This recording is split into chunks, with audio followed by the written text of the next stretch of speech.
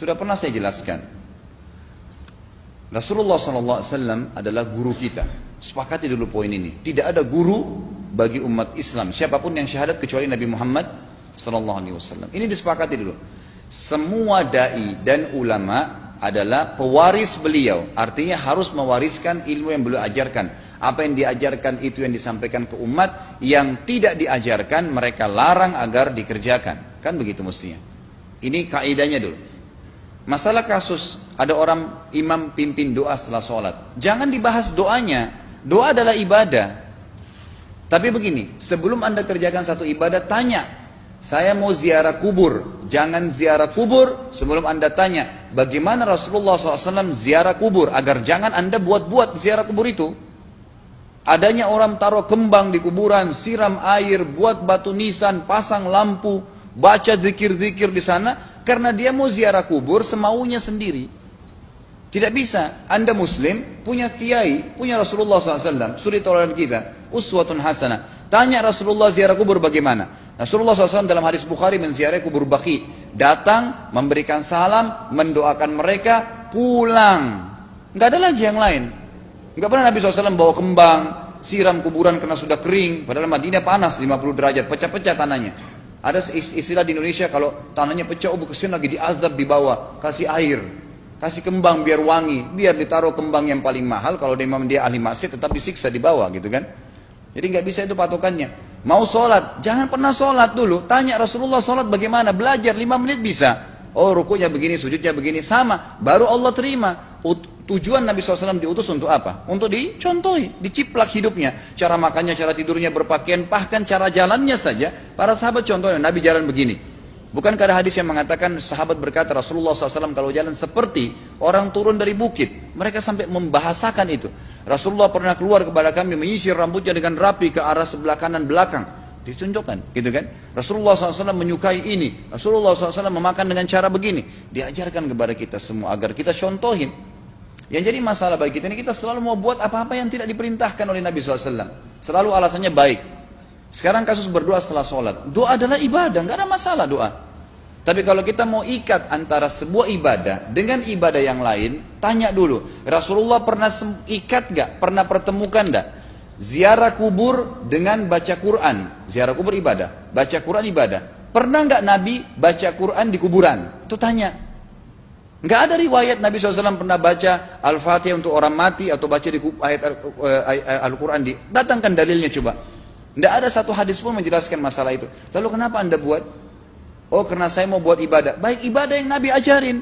Salam doain. Selesai. Jangan lebih daripada itu. Masa anda lebih pintar dari Nabi Muhammad SAW?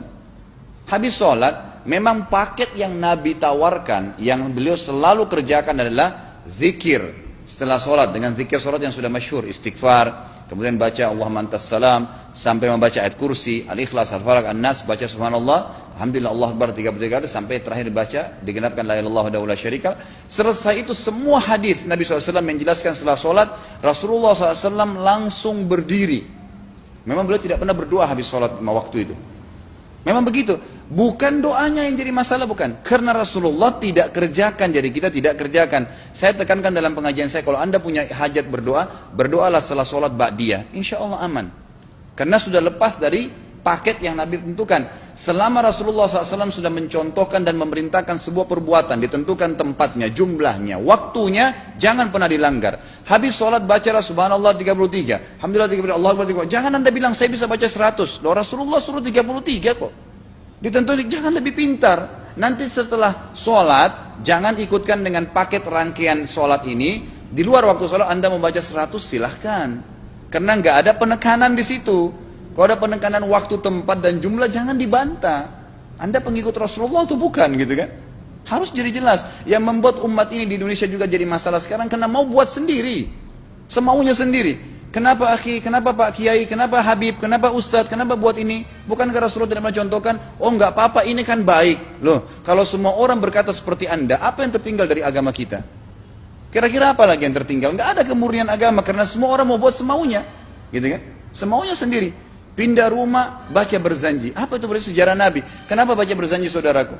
Rasulullah waktu pindah rumah pernah baca-baca gitu enggak? Enggak pernah. Kenapa dibuat? Anda muslim bukan? Muslim, ya saya harus ikuti. Kalau tidak akan terus ini mengakar nih. Anda buat satu bid'ah sekarang, bid'ah itu lawannya sunnah.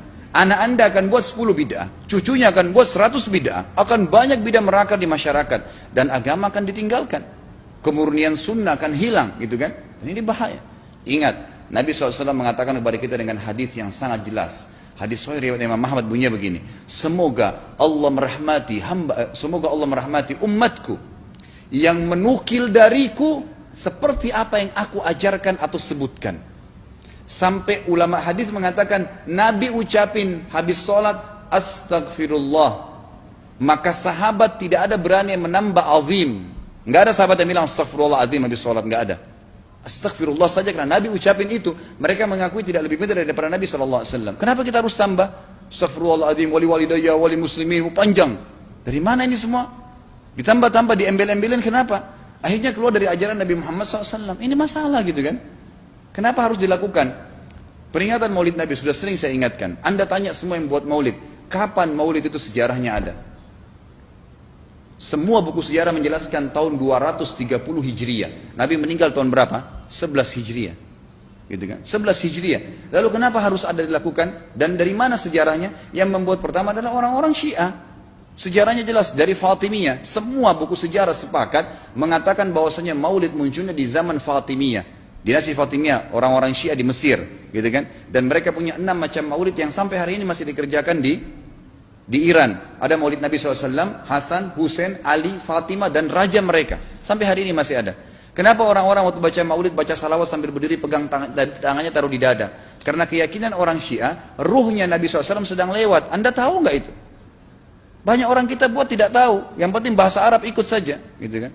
Tidak bisa. Nabi SAW tidak pernah rayakan. Pernah ada yang bilang sama saya, Ustaz, kan Nabi SAW pernah bilang, waktu ditanya tentang puasa Senin, beliau mengatakan hari itulah aku dilahirkan. Terus kenapa? Berarti boleh merayakan ulang tahun hari Senin, gitu kan? Tidak. Nabi SAW cuma menginformasikan bahwasanya beliau lahir di hari Senin. Dan beliau tidak pernah ngumpulin sahabat untuk baca bersama-sama, merayakan hari raya. Beliau tidak pernah. Kalau itu benar, Nabi nggak bakal tinggalkan kok. Ibnu Katsir rahimahullah, garis bawahi poin ini. Ibnu Katsir rahimahullah, dalam tafsir beliau, tafsir Quran Azim. Dan subhanallah Ibnu Katsir ini, kata ulama, hampir semua kalangan golongan itu banyak memakai banyak memakai buku beliau. Walaupun berbeda dari sisi pemahaman yang lain, tapi tafsirnya kebanyakan kembali ke tafsir beliau. Beliau mengatakan tafsir surah Al-Maidah ayat 3 yang bunyinya a'udzubillahi minasyaitonir rajim, al-yauma akmaltu lakum dinakum. Hari ini saya sempurnakan agama kalian, kata Allah. Ya. Wa atmamtu alaikum nikmati. Saya sempurnakan nikmatku pada kalian. Artinya tidak butuh yang lain.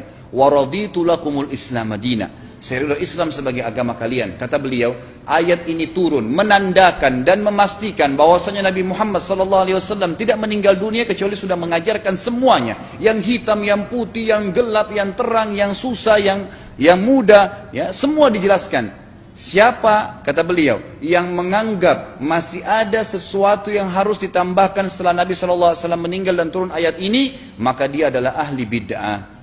Dia orang yang membuat-buat agama. Nabi sudah ajarkan semua, selesai.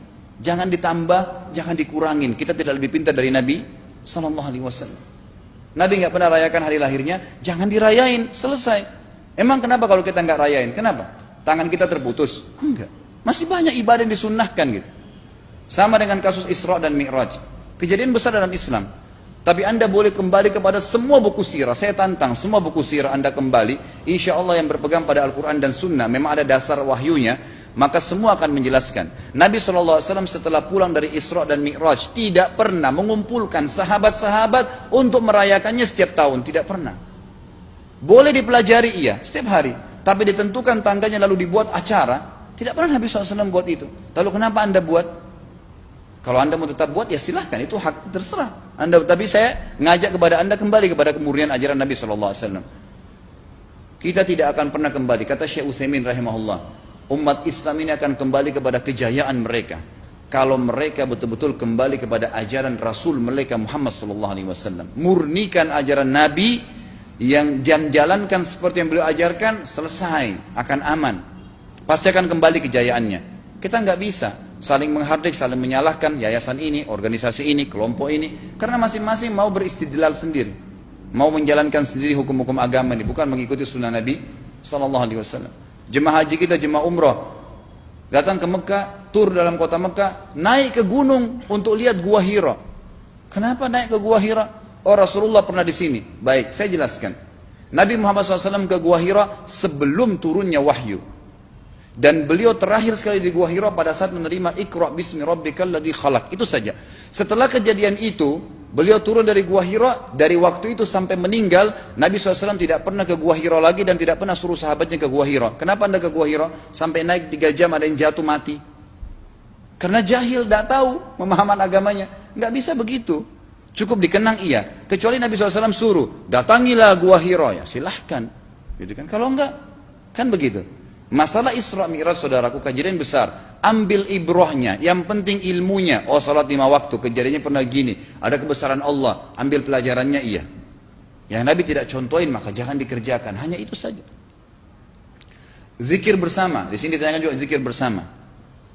Nabi SAW disebutkan dalam hadis Bukhari, kalau berzikir habis sholat, beliau membaca zikir tertentu, sahabat baca zikir tertentu, sahabat baca zikir tertentu. Jadi Nabi SAW tidak pernah paksain. Enggak pernah Nabi misalnya baca ayat kursi, harus semua sahabatnya ikut ayat kursi, enggak. Nabi SAW baca ayat kursi, si fulan baca al-ikhlas, si fulan baca subhanallah, masing-masing. Dan ingat, Allah SWT mengatakan apa? Tentang masalah zikir dan doa ini. Ya. Dikatakan, ya, kita harus berdoa kepada Allah, ya, wadunal jahri minal qawli bil gudui wal asal, wala takum minal ghafilin. Berdoalah kalian, berzikirlah kalian dengan doa kalian, dunal jahr minal qaul, tidak dengan teriak-teriak. Allah berfirman dunal jahr, tidak teriak-teriak, ya. Dan janganlah kalian menjadi orang-orang yang lalai.